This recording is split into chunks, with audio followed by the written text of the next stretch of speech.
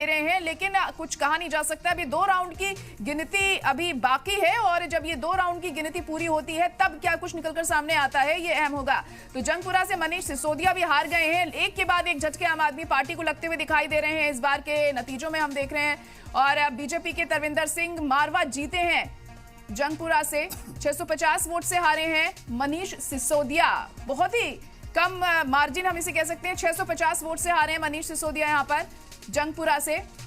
और अरविंद केजरीवाल भी पीछे ही चल रहे हैं। अभी 1850 वोटों से पीछे चलते हुए दिखाई दे रहे हैं अरविंद केजरीवाल। अभी सिर्फ 2 राउंड की गिनती बाकी है। तो बड़ी और अहम खबर इस वक्त आपको बता रहे हैं हम।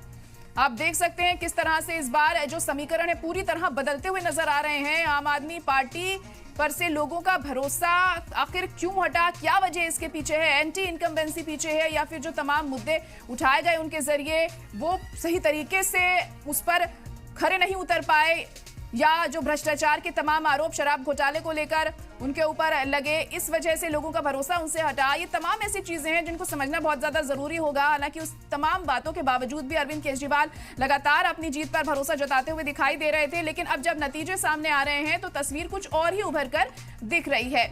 तो इस वक्त की बड़ी और अहम खबर आपको बता रहे हैं कि अरविंद केजरीवाल 1850 वोटों से पीछे चल रहे हैं। अभी सिर्फ 2 राउंड की गिनती बाकी है और 2 राउंड की गिनती जब पूरी हो जाएगी तो तस्वीर पूरी तरह साफ हो जाएगी कि नई दिल्ली से आखिर किसने जीत हासिल की है। खास मेहमान बने हुए लगातार हमारे साथ